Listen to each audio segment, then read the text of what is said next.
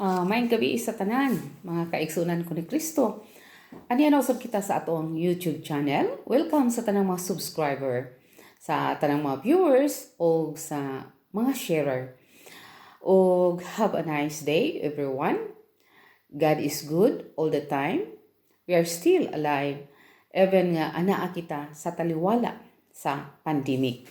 So atong nahisgutan sa una natong video mao ang 1 Holy Apostolic Roman Catholic Church nga mao kini ang gitukod ni Kristo. O iya kining gibilin ngadto kang Simon Pedro atong mabasa sa Mateo 16 verse 18 ang dakong authority nga iyang gibilin ngadto kang Simon Pedro ug ang paghigugma diha sa simbahan nga gipangutana siya og katulo mabasa nato sa Mateo 28 verse 18 to 20. So ang gihatag nga otoridad o paghigugma sa simbahan dako kay ning kaakuhan sa ato ang Santo Papa. Ang una natong Santo Papa mao si Simon Pedro, si Saint Peter, ug hangtod karon nga si Santo Papa Francisco. So adunay dakong kaakuhan sa pagtrabaho sa gingharian sa Dios. Ang kaakuhan, ang ngayang pagahuptan, bililhon kini, labaw sa bulawan, ang timaan sa tawhanong kahamtungan, ug ang kaangayan alang sa tanan. Alang sa tanan ang kaangayan.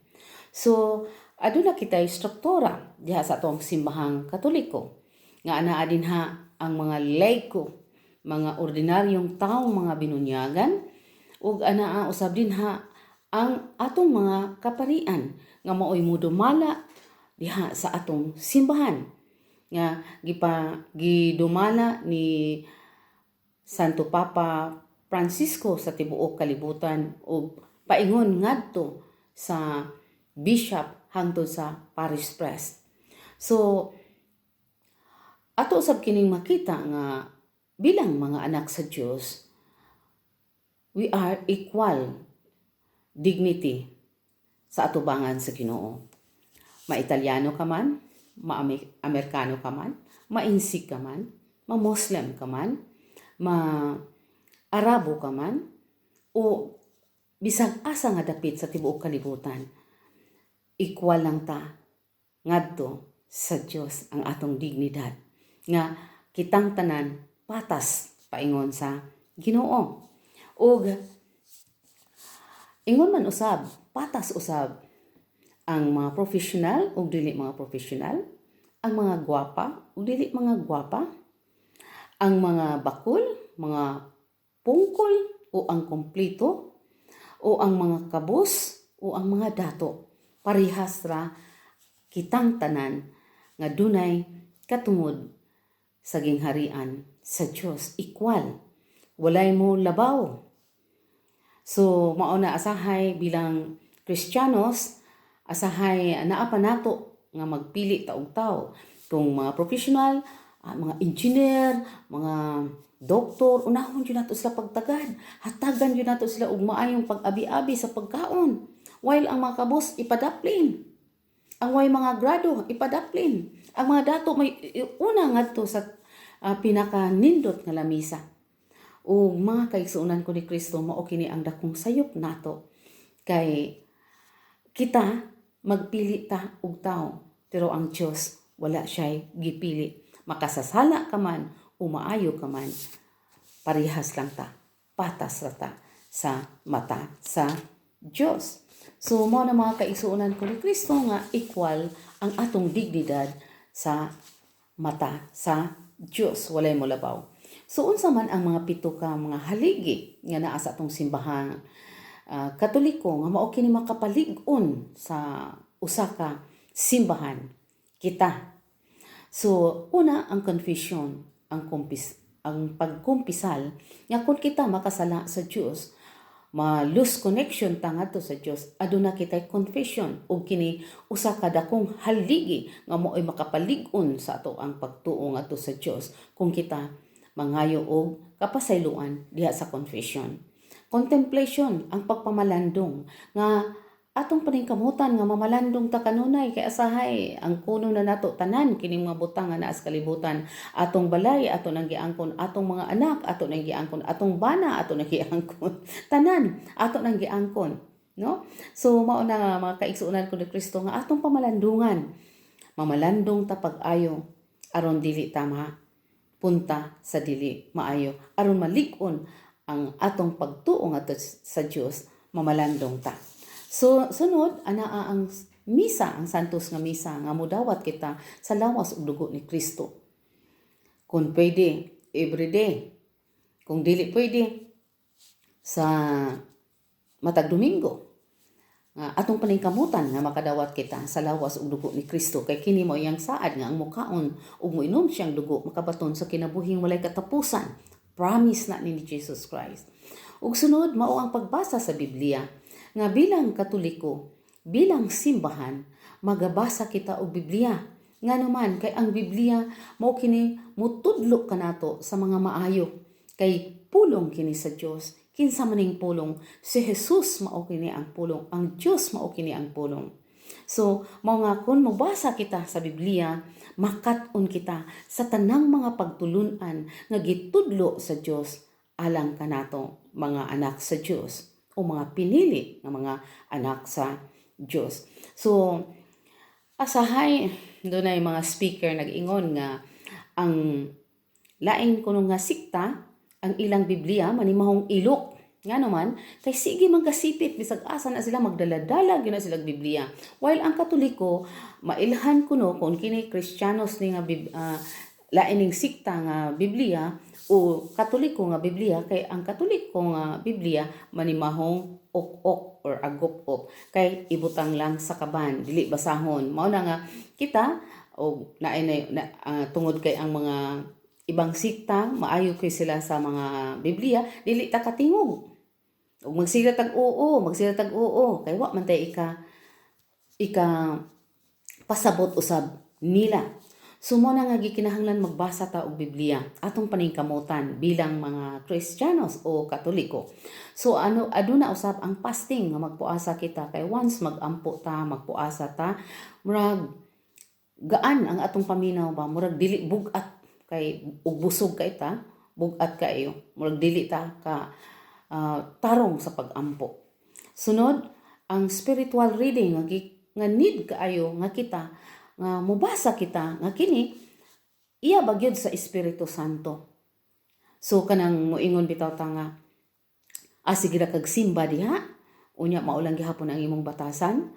So diha ta nakasala sa Espiritu Santo, kay siya ang nagdala niining tawhana aron sa pagsimba apan tungod sa iyang pagkakuyang o tungod sa iyang kakulang pa sa pagkasabot sa mga pagtulun-an ni Kristo, mao nga ang iyang binuhatan mao lang gihapon, pero dinhata nakasala sa Espiritu Santo. Sunod, finally, mao ang Holy Rosary nga ato na ning gipasabot sa ubang mga video nato nga ang Rosary importante kaini, usa pud ni siya ka the most weapon prayer aron magsagubang ta niining as militant nga makigubat ta sa batok sa mga dautan uban ni Mama Mary, sa mga anghel, mga santos o sa Dios. Ug aduna usab kitay upat ka types sa pagampo. Una, ang prayer of adoration nga atong himayaon ang Dios. Ikaduha, mao ang prayer of repentance nga mangayo tagpasaylo sa Ginoo. Ang ikatulo, mao ang prayer of thanksgiving nga atong pasalamatan ang Ginoo sa tanang mga grasya nga iyang gihatag kanato. Lakip na ang kalisod, lakip na ang mga problema, atong pasalamatan ang Dios. Nga naman, kay ang mga problema nga moabot sa atong kinabuhi, nagpasabot na nga kita anak sa Dios ug dinha ta mulig-on pag-ayo kun aduna tay mga problema. Sunod, mao ang prayer of supplication nga mao kini ang pag-ampo nga mga muyo kita, mga petisyon nato nga atong pangayoon sa Ginoo. Ilabi na karong ato ang panahon karon, atong ipetisyon nga unta maayo na, ma-heal our land na sa atong paningkamutan, mga kaigsuonan ko ni Kristo. So dinha sa Biblia makita gyud din natong pag-ampo nga mismo si Jesucristo nag-ampo, no? Sa Lucas 11 verse 1 nga nag-ampo si Jesus dito sa usa ka dapit, ug sa pagkahuman ampo miingon ang usa niya katinud-an nga Ginoo, tudloi usab kami sa pag-ampo sama sa ni Juan nga gitudloan niya ang iyang mga tinud-an. So gitudloan kita sa Diyos ni Jesucristo, mao ang our Father nga kung mangayo ta sa Ginoo, asahay mabalik-balik nato na kay sometimes doon na kay pangayoon sa Ginoo nga ihatag dayon. Naapod tay pangayoon nga dugay ihatag. Ug naapod tay pangayoon nga malimot na lang ta, mawad-an ta sa paglaom kay wa gyud na dawat nato ang atong ipangayo. Apan makalitan lang ka nga moabot ang imong gipangayo nga dugay na kaayo. So mao na mga kaigsuonan ko ni Kristo nga ang prayer gikinahanglan pag-ayo diha sa atong pamilya. Number 1 sa ato ang kaugalingon ug ngadto sa atong pamilya, ngadto sa atong katilingban, ngadto sa atong parokya ug sa tibuok kalibutan. O ingon man usab, adunay 5 ka katuyuan ang atong simbahan. Ana ang worship, pagsimba, pagampo o pagsamba, fellowship, makigdait, no? Tapos ang pagkadisipulo nga nagatuo ug nagatabang pagpalapnag sa doktrina sa usag-usa. Ug ang ikaupat mao ang ministriya, mao ni kini ang pagpangalagad, ug ang ikalima mao na kini ang misyon nato. Atong misyon nga gisangon sa Dios sama sa ato ang pamilya, gisangon na sa Ginoo sa atoa. So ang pamilya dili perpekto. So ang purpose sa pamilya nga atong tabangan ang mga atong bana or anak nga huyang, mo'y atong tabangan sila balik ngadto sa Ginoo. Dili kay ato hinuong ug naatay mga problema, nagpabadlong atong bana o mga anak, ato nang biyaan.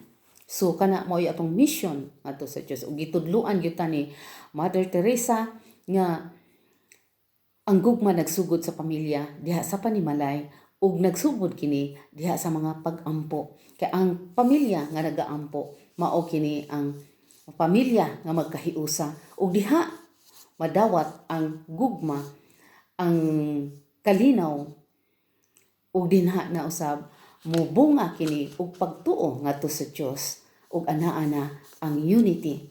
So miingon pa si Mother Teresa, back to your home. Kung gusto ka ug kalinaw sa tibuok kalibutan, balik ka ang imong pamilya. Start sa imong pamilya. So mao na mga kaigsuonan ko ni Kristo atong paningkamutan nga diha sa atong pamilya mismo, anaa diha ang atong mga pag-ampo. Kay kini ang atong mga prayer mubunga kini og pagtuo, paglaom, paghigugma ug once mahigugma ka na, andam ka nang mo serbisyo.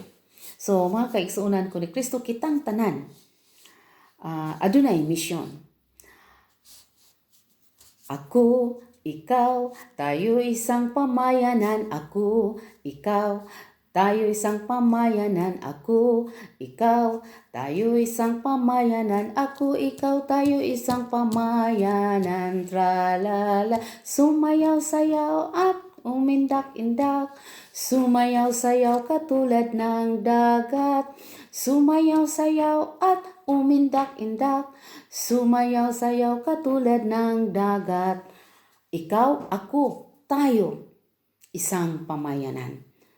So aduna kitay mission sa usag-usa. Ug maayong gabi, ug daghan kayong salamat ug ayaw kamo kalimot sa pag-subscribe sa ato ang YouTube channel.